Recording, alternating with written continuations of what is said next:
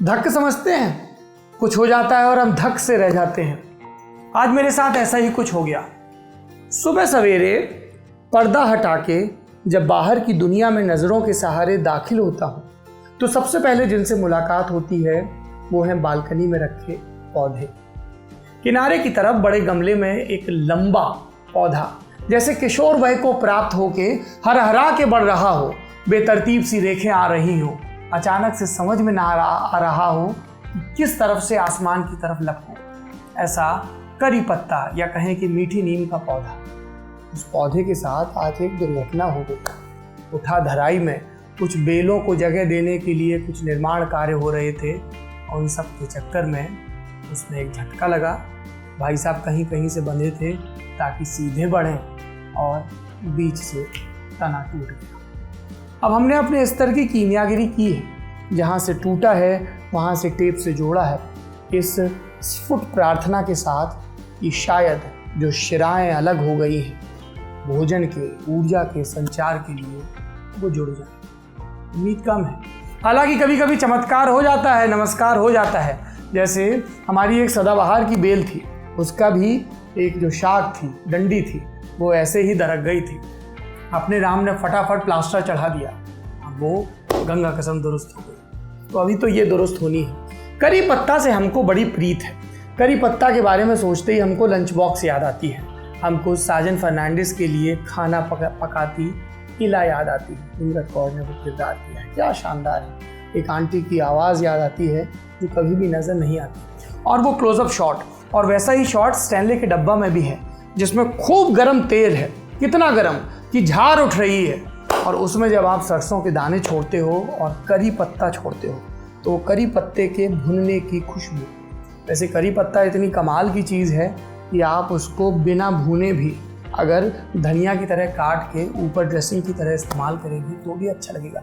उसकी खुशबू जब आंखों में आती है तो लगता है कि फेफड़ों को अपने पूरे दम से हरकत करनी चाहिए, बिल्कुल वैसे दम से जब हम भागते थे और सामने सेब लटका होता था, बिल्कुल शुरुआती कक्षाओं में।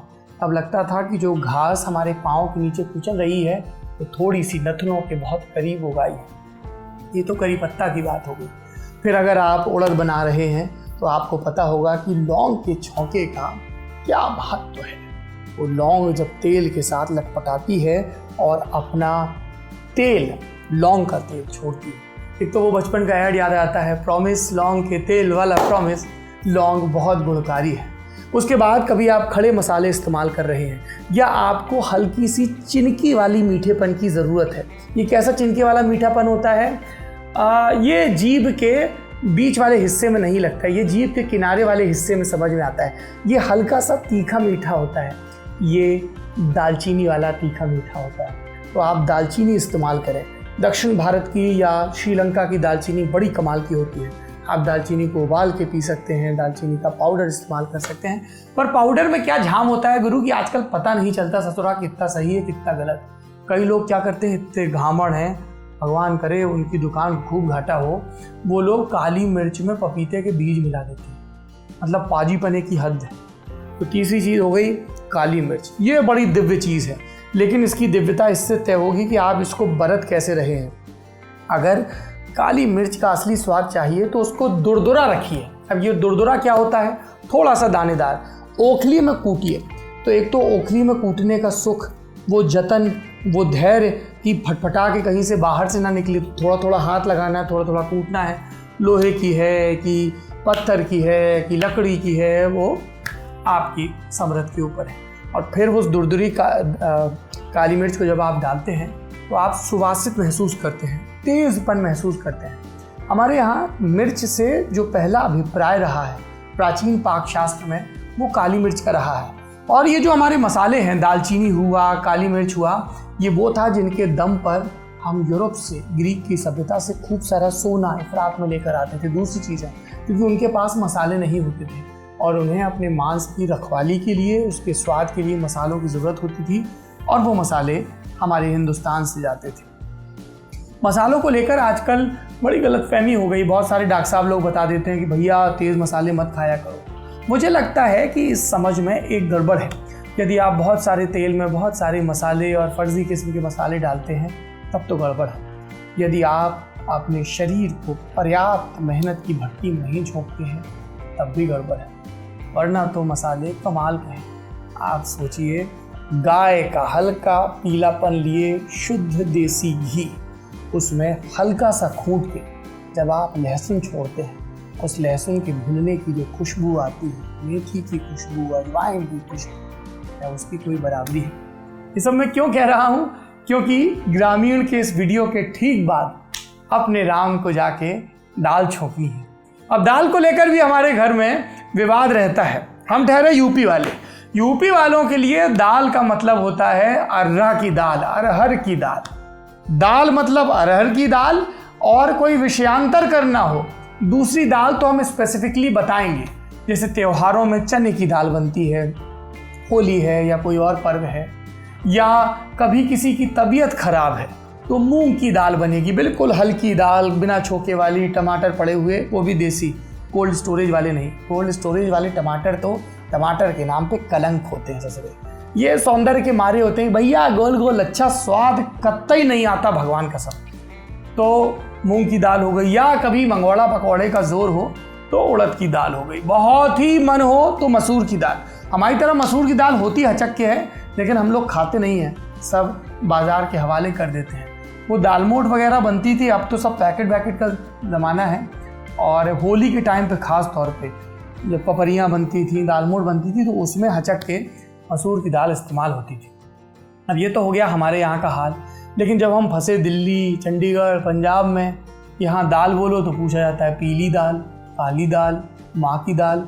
और पीली दाल में भी वो धुली हुई उड़द या वो सब दे देते थे। हमको अपनी अरहर की दाल बहुत याद आती थी। अरहर की दाल बनाओ, तबीयत के साथ बनाओ, बढ़िया 2 सीटी लगाओ, उसके बाद घी डालो, सब मसाले छौंको, सरसों के दाने, करी पत्ता, हरी मिर्च, लहसुन, थोड़ा बहुत अगर कुछ मसाले डालने हैं तो खड़े किस्म के मसाले, और उसके बाद प्याज टमाटर वो बढ़िया से भून के फिर ऊपर से दाल डालो और उसको फिर 2 मिनट मिलने दो। मन करे तो चुटकी भर गरम मसाला डाल लो, काली मिर्च डाल लो थोड़ी बहुत, हाँ हींग भी थोड़ा तबीयत से डालो। हींग सुपाच्य होती है, सुपाच्य रहती, बढ़िया हाथरस वाली हींग हो या अफगान हींग अगर आपको वाकई में मिल जाए तो फिर कहने ही। फिर चावल के साथ खाओ। गुरु आत्मा ऐसे परमात्मा को धन्यवाद बोलती है। आपको कौन सी दाल पसंद है? दाल वाल खाते हैं कि नहीं, या नाक चढ़ाते हैं कि नहीं नहीं नहीं हम तो दाल नहीं खाएंगे, हम तो वो ससुर जो मैदा इकट्ठा करके 4 दिन का सड़ा के पिज्जा बनता है, हम तो वहीं अपनी जीभ गिराएंगे। मतलब ये ब्रेड रेड सब हम भी कभी कभार खाते हैं, पर गुरु ये सब चीज़ें उन लोगों के लिए हैं जिनके यहाँ ताज़ा भोजन नहीं होता है। ताज़ा भोजन करिए। और ताज़ा भोजन का मतलब ये नहीं है कि आपके घर में जो लोग होम मेकर हैं, ज़्यादातर केसेस में महिलाएं, सारा वजन धर के उनके ऊपर बैठ जाओगे। साहब हम तो गरम गरम खाएंगे। हमको मिली थी एक आंटी, बड़ा तेवर में बता रही थी, मेरा बेटा मेड की सिकी हुई रोटी नहीं खाता है। प्रकारांतर से उनका मतलब था कि बहू कितना भी काम कर ले, गरम फुलके तो सेक के देने ही होंगे। आए भैया, 2 दर्जे की नागरिक हैं क्या तुम्हारे घर की बहू? वो भी तो दफ्तर से आई हैं, गरम फुलके की अभिलाषा उनको भी है। अगर वो ठंडे खा सकती हैं तो आपके सपूत भी खा सकते हैं। वैसे भी गरम फुलके खा के उनको सर्वबुद्धि तो आई नहीं कि आदमी और औरत को बराबर समझें, और माता जी को भी बताएं कि माता जी आप गरम फुलके की थ्योरी अपने पास रखें, हमें खाना होगा तो दोनों लोग चौके में खड़े होकर बना लेंगे और खा लेंगे, और नहीं होगा तो इकट्ठे खाएंगे। ये एक कल्चर ज़रूर आना चाहिए, सब लोग साथ में खाएं। कितना सुंदर है, संगध्वजम संवदध्वम, साथ में। ये जो संग की भावना है ये बड़ी ज़रूरी है। और अगर परिवार साथ में भोजन करे तो कई चीज़ें निरापद हो जाती हैं, कई चीज़ें सुलझ जाती हैं। तो साथ में भोजन करें और सबका संग साथ लगे। कोई थाली लगा दे, कोई सामान रख दे, कोई पानी रख दे, कोई सलाद काट ले, कोई दूसरी चीज़ें करे, सबका कर्म उसमें लगे, सब साथ में भोजन करें, सबको पोषण मिले। यही सही भावना है।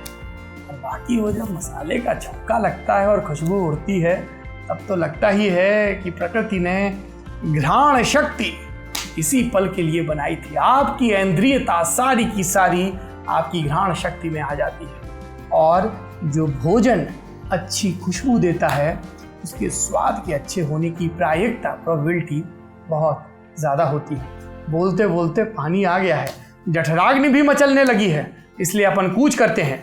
ग्रामीण के बारे में लटक पर जो हमारा ब्लॉग है उसके बारे में आपकी क्या राय है ज़रूर बताइए, और आप किन मसालों से प्रीति करते हैं ये ज़रूर बताइए।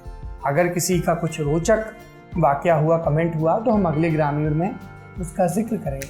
हमको लगा कि ये बड़ा एक तरफा हो जाता है, तो इसमें एक ऐसा भी सेक्शन रहना चाहिए ना जिसमें आपकी बातें भी यहाँ पर पढ़ी जाएं।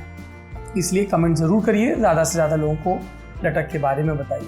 अभी मुझे बोलते बोलते ये ध्यान आ गया कि वो जो स्टार सीड होते हैं उसके साथ जब चावल उबाला जाए तो कैसी अलग किस्म की गमकौआ सी खुशबू आती है।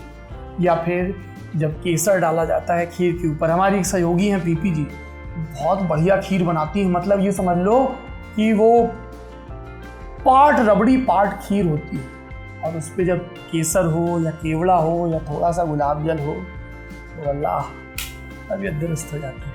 अब चलते हैं, भोजन ऐसी चीज़ है जिस पे हम आपसे अखंड काल तक बात कर सकते हैं। शुक्रिया।